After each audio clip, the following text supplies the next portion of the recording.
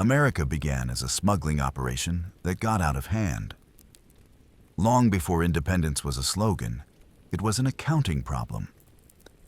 The British Empire owned the seas, the ports, and the rules, and the colonies were expected to stay obedient. Buy British, sell to Britain, pay your taxes, and feel grateful for the privilege. The problem was that obedience was expensive and rum was profitable. So, long before anyone dumped tea in a harbor, New England merchants were running molasses and sugar out of the Caribbean, distilling it into rum, and sending it right back out again under someone else's flag. The Revolution started with paperwork. The Molasses Act of 1733 tried to make this simple transaction illegal, or at least taxable, which made it irresistible. British West Indian molasses cost more. French molasses cost less, and the colonists decided arithmetic was more binding than law. By the 1750s, nearly 3/4 of New England's rum trade was technically illegal. Smuggling wasn't a vice, it was the business model. The word contraband didn't mean corruption then, it meant opportunity. The colonies had always been a side project of empire, useful for timber, tobacco, and sugar, but expected to behave. When merchants started ignoring those expectations, it wasn't rebellion yet. It was just efficiency. You could make more money avoiding customs than obeying them, and the moral argument followed after. No one symbolized this better than John Hancock, Boston's most fashionable criminal. He imported wine, sugar, and Madeira by the ton, and nearly every ship in his fleet carried falsified manifests. When British customs officers seized his vessel Liberty in 1768 for smuggling, Hancock's supporters rioted, torched the officer's boats, and turned him into a folk hero. Within a decade, he'd be signing the Declaration of Independence large enough for a king to read without glasses. The irony was that Britain didn't lose America to revolutionaries. It lost it to accountants with nerves of steel. Smuggling had given the colonies not just wealth, but autonomy. A taste of what life without oversight felt like. When Parliament tried to reassert control through the Sugar Act and Townshend Acts, they weren't fighting ideology, they were fighting cash flow. The colonists didn't want liberty. They wanted a lower tariff. Liberty just tested better in pamphlets. Every port told a version of the same story. Newport, Rhode Island, was a rum capital. Its harbor packed with ships that connected Africa, the Caribbean, and New England in a profitable triangle of human misery. Smuggling there wasn't about rebellion. It was about removing middlemen. Ships would offload enslaved people in Barbados, trade for molasses, return to New England, distill it into rum, and start again. The moral math was grotesque, but the profit margins were divine. It was this system, the constant dance between legality and necessity, that taught America how to bend its own rules and still call it enterprise. Benjamin Franklin understood that better than anyone. In a letter written during his time in London, he joked that if every act of smuggling were punished, half the colonial merchants would be in prison and the other half unemployed. He called it the natural right of a hungry people to trade where they may. Franklin could justify almost anything if it paid in sterling. By the 1760s, colonial officials had stopped pretending they could enforce British trade law. Customs collectors were underpaid and easily bribed, and the coastline was too long to patrol. One historian called it a nation built on plausible deniability. Every warehouse on the eastern seaboard had a back door that faced the water. Every respectable merchant had 2 sets of books. Smuggling was no longer a crime. It was the operating system. Even George Washington, planter, general, myth in waiting, spent years dodging import duties on glass and cloth. His letters complained endlessly about how British merchants overcharged and underdelivered. He never called it smuggling, but his shipments often arrived from Dutch and French ships that had no reason to be near Virginia. The Founding Fathers weren't rebels against tyranny. They were small business owners tired of supply chain markup. Then came the Revolution, and with it, the greatest marketing pivot in history. What had been a smuggler's economy became a moral crusade. The same men who bribed customs officers now called it patriotism. The Boston Tea Party was the grand finale. 342 chests of East India Company tea dumped into the harbor. Not because colonists hated tea, but because they hated not being the ones smuggling it. When independence finally arrived, the first American government inherited an uncomfortable truth. The nation's economy had been built on breaking someone else's laws. Even after victory, the instinct remained. Customs enforcement was weak, tariffs were high, and local merchants continued their favorite national pastime. In 1789, Washington signed the Tariff Act to fund the new government. Within a year, American ships were already falsifying cargo records again. Freedom and smuggling weren't opposites. They were synonyms. That's the part of history that rarely makes the school books. The fact that America didn't just inherit the Enlightenment. It inherited a talent for creative shipping. Smuggling taught the colonies how to cooperate, how to network, how to launder ideology through profit.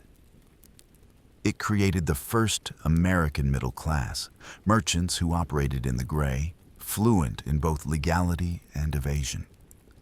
When you trace the early ledgers, you find that the Revolution wasn't a clean break. It was a handoff. From empire to enterprise, from redcoats to bookkeepers. Every later chapter in the American story, from opium clippers to rum runners to cartel boats, begins with that first act of maritime insubordination. The ports were training grounds. The smugglers were founders. By the 1820s, the smugglers who once dodged British customs had grown up, moved up, and changed their cargo. They traded molasses for something lighter, more portable, and infinitely more addictive. Opium. The American Republic had survived its adolescence, but its merchants still had the same habits. If something was banned, taxed, or profitable, it was worth a ship's hold. Boston, Salem, and New York were the new centers of this enterprise, and their merchants had inherited both the ambition and the moral flexibility of their revolutionary fathers. The opium trade began far from American shores, but it shaped them all the same. Britain had used the drug to balance its trade deficit with China, smuggling Indian-grown opium into Canton in exchange for tea, silk, and porcelain. When Chinese officials tried to suppress the trade, the British answered with gunboats, starting the First Opium War in 1839. America officially stayed neutral, but neutrality didn't extend to opportunity. American traders sailing under neutral flags filled the gap. The most prominent among them were Boston dynasties. The Perkins, Russell, and Forbes families. They ran sleek clipper ships from India and Turkey, loading raw opium and carrying it into Chinese ports, where it was technically illegal, but universally tolerated if the bribes were large enough.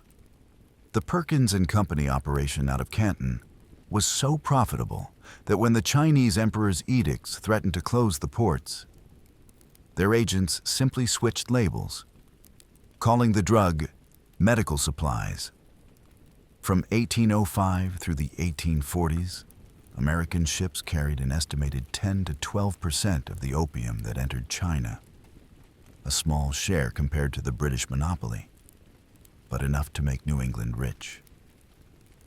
The Russell and Company firm of Boston, which counted John Murray Forbes and Robert Bennett Forbes among its partners, dominated this business. Their profits helped fund early railroads, telegraph expansion, and even the construction of the Boston Athenaeum and Harvard's Peabody Museum. Philanthropy had a narcotic smell to it. The money that built America's libraries and rail lines often came from the same ships that devastated southern China. By mid-century, the American clipper ship, long, narrow, fast, was an icon of speed and elegance. Its sleek hull and billowed sails symbolized progress, but most of those ships were designed to outrun customs officers. The very architecture of American innovation came from the physics of smuggling. Back home, the image of the opium merchant was scrubbed clean. In Boston, these men were philanthropists and patrons of art, hosting salons, founding banks, and endowing universities. Their wealth was never described as drug money. It was merchant capital. The hypocrisy was so refined, it passed for respectability. The public never asked what fueled it. The docs did the talking. The irony deepened when American missionaries began traveling to China in the same period, railing against the very vice that funded their voyages. In one ledger, Russell and Company financed both the trade in opium and the ships that carried preachers to convert its victims. God and prophet shared the same cargo hold. When the Second Opium War broke out in 1856, America again declared neutrality and again used it to its advantage. American merchants acted as intermediaries, carrying contraband under U.S. flags and selling supplies to both sides. Washington looked the other way. Smuggling wasn't foreign policy. It was foreign income. At home, the domestic consumption of opiates was rising just as fast. Laudanum, a mix of opium and alcohol, was a staple in every medicine cabinet. Patent medicines, unregulated and aggressively marketed, contained morphine, heroin, or coca leaf extract. The same moral pattern that defined the nation's birth repeated itself. Criminalize the poor supplier, canonize the rich investor, and call it civilization. By the late 1800s, the opium trade had shifted to the American West. San Francisco's Chinatown became both scapegoat and supplier. Chinese laborers brought with them the habit of smoking opium, and white America responded with panic. In 1875, San Francisco passed the first anti-opium law in U.S. history. A local ordinance aimed less at the drug than at the people using it. The same nation whose East Coast families had built fortunes on opium now treated its users as a threat. This was the blueprint for every future drug panic. Moral outrage for the consumer, amnesia for the profiteer. The Harrison Narcotics Tax Act of 1914 would eventually criminalize opiates nationally. But by then, the trade had already done its work. It had built the foundation of American capitalism, the banks, railways, and shipping firms that turned smuggling into infrastructure. You can still trace the fingerprints. The John Murray Forbes family went on to bankroll the Burlington Northern Railroad and invest in emerging American industry. Their descendants included diplomats, governors, and even a Secretary of State. The money that once moved powder across oceans eventually moved policy across continents. That's the unspoken truth of the 19th century. America didn't just learn global trade. It learned that moral distance scales better than honesty.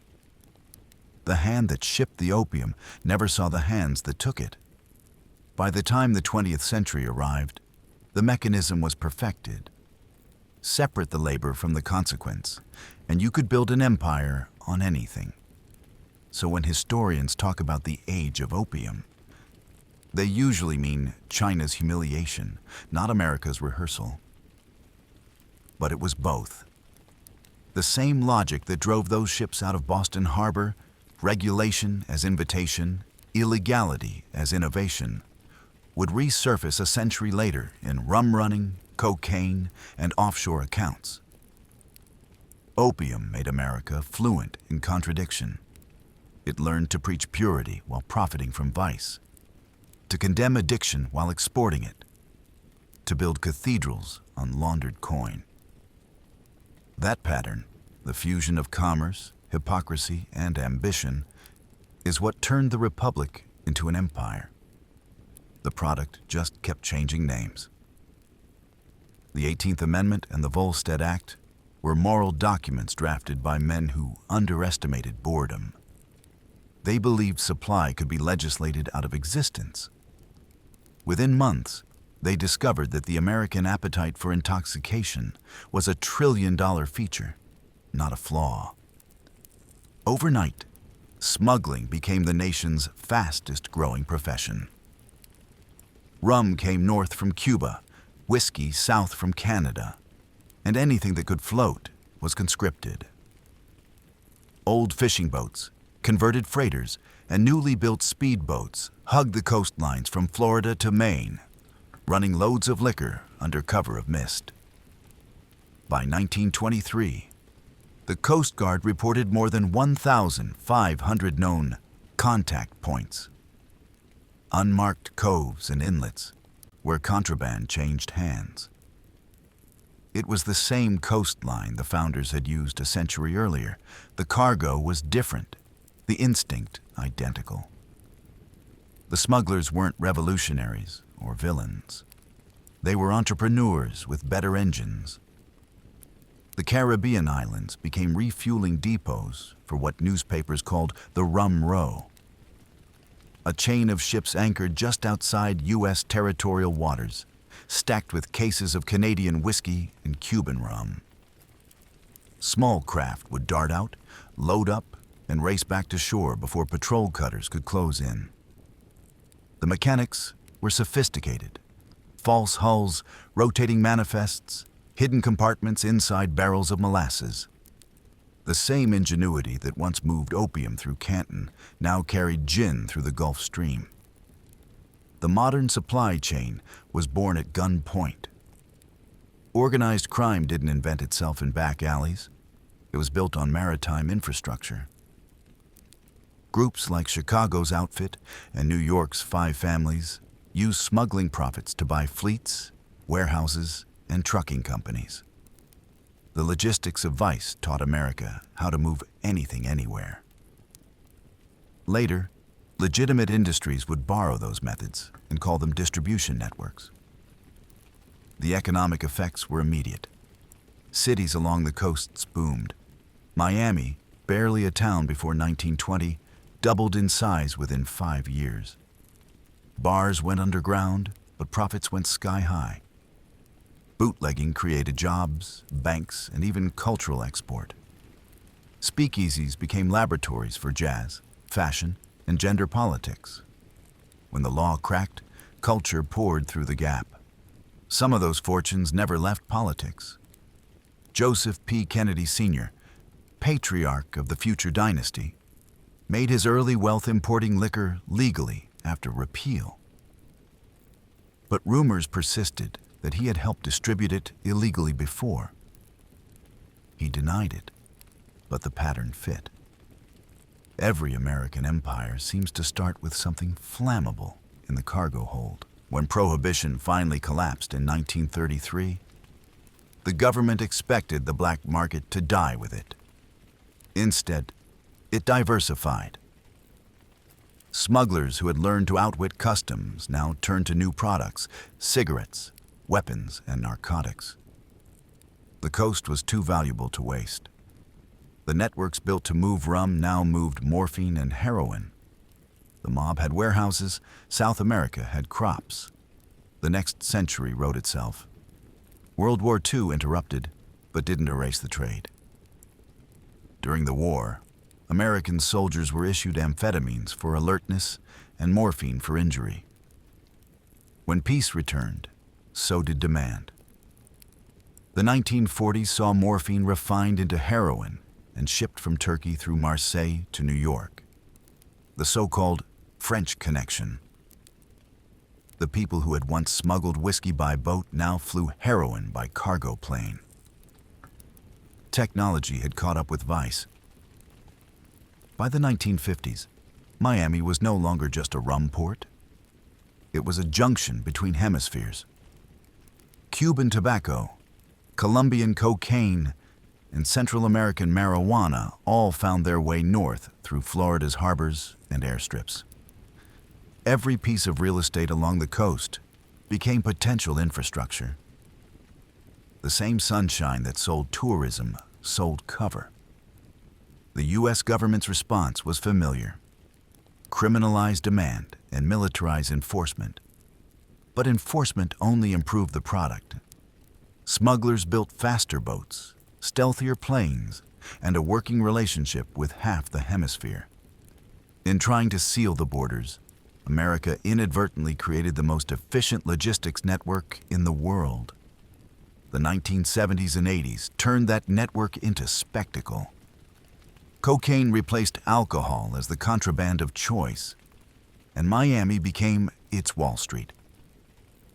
By 1980, the city handled an estimated 70% of the U.S. cocaine supply. The money was astronomical. Billions in untraceable cash flowing through banks that didn't ask questions. Construction firms, car dealerships, even churches found themselves awash in cartel money disguised as tithes and loans. The cocaine cowboys of Dade County weren't pirates. They were corporate. They owned airstrips, accountants, and lawyers. They didn't hide their wealth. They built the Miami skyline with it.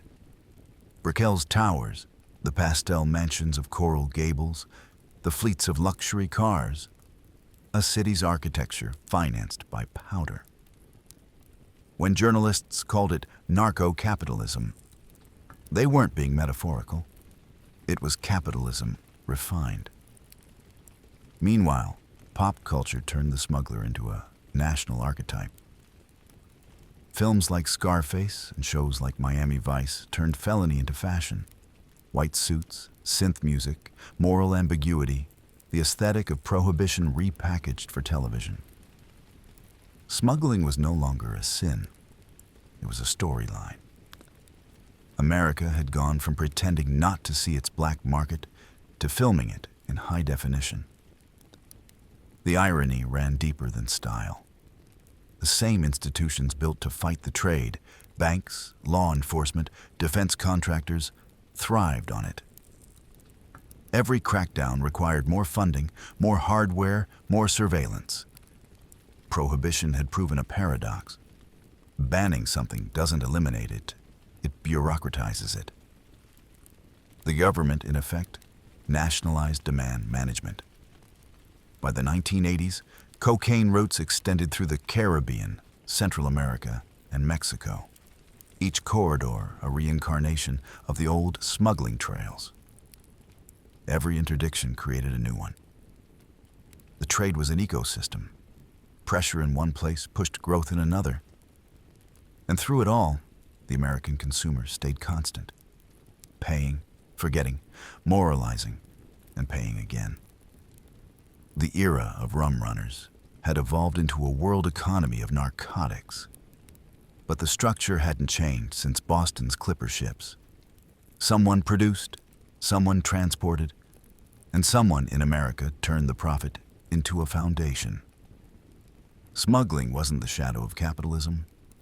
It was its reflection. And in June of 1971, President Richard Nixon stood before the cameras and declared drug abuse public enemy number one. He promised a new war, one fought not on foreign soil, but in American neighborhoods. It sounded moral. It was strategic. Nixon's advisors had already tested the political chemistry. Link crime, drugs, and dissent. And you could justify surveillance, policing, and control. One of his aides, John Ehrlichman, later admitted that the administration knew we couldn't make it illegal to be against the war or black. But by criminalizing drugs and associating them with those groups, we could disrupt their communities. Thus began the longest war the United States has ever fought. One without a peace treaty, victory parade, or exit strategy. The early years of the war on drugs were bureaucratic theater. In 1973, the administration created the Drug Enforcement Administration by merging several older agencies into one armed bureaucracy. Its initial budget was about $75 million. By the 1980s, it would exceed $1 billion. From there, it only grew. Each administration discovered that fighting drugs looked good on television. Ford signed enforcement treaties. Carter promised reform but quietly expanded interdiction. Reagan turned it into a national identity. His televised address in 1986 framed the crack epidemic as a moral emergency, pairing it with images of burning warehouses and SWAT raids. The camera angle did the work that policy couldn't.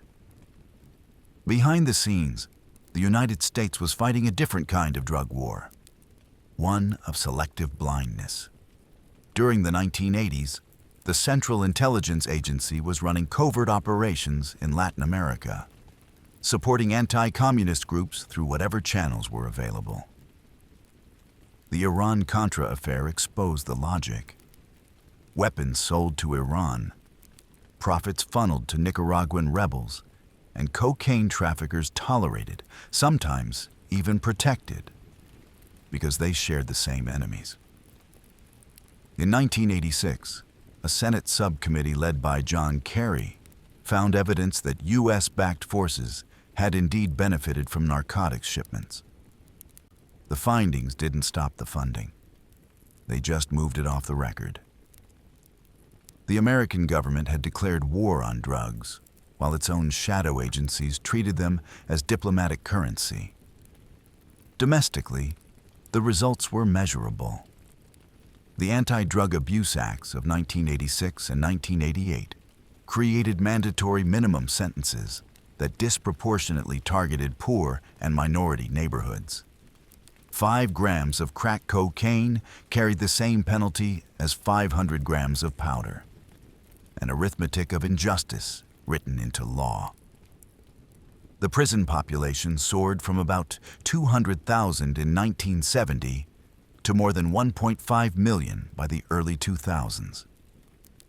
Private corporations saw an opening. Prison construction became a growth sector.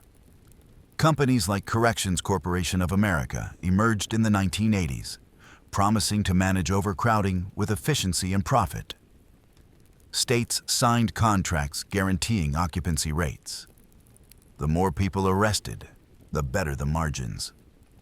In economic terms, the war on drugs had discovered its product line. The enforcement apparatus expanded overseas as well. The U.S. trained Colombian, Mexican, and later Honduran anti-narcotics units. Helicopters, radar stations, and crop dusting campaigns blanketed Latin America, burning coca fields and chasing cartels from one valley to the next. Each victory was temporary. When a route closed, another opened. When one cartel fell, another absorbed it. The Hydra was profitable because the sword kept swinging. At home, the media turned those battles into serialized entertainment.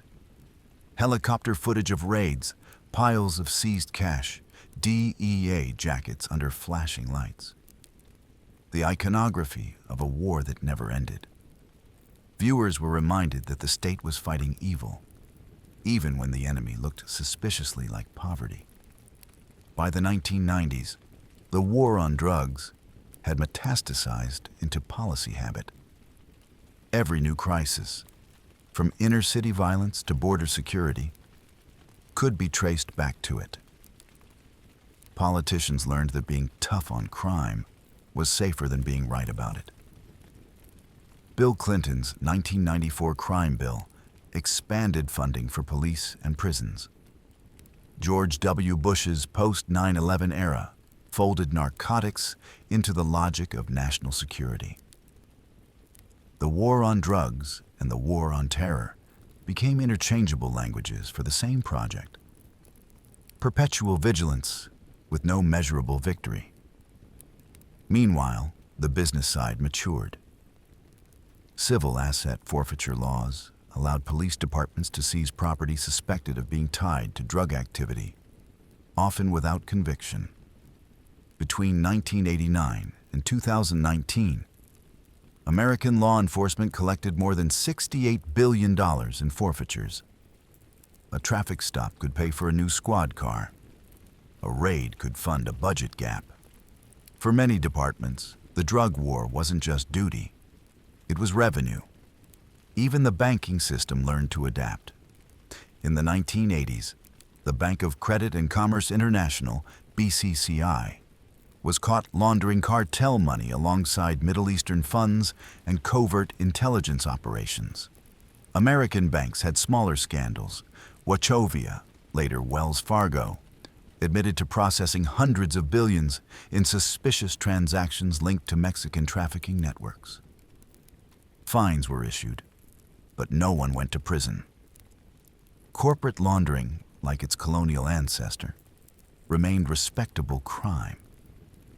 The war on drugs was less a war than an economy.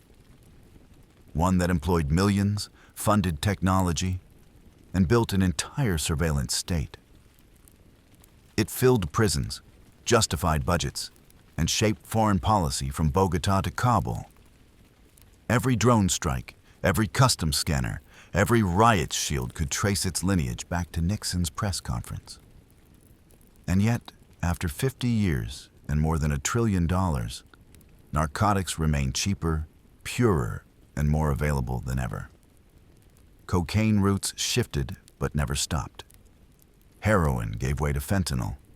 Meth moved from biker labs to industrial-scale production. The war created stability, just not the kind anyone wanted. By the early 2000s, the term drug smuggling no longer meant outlaws with speedboats.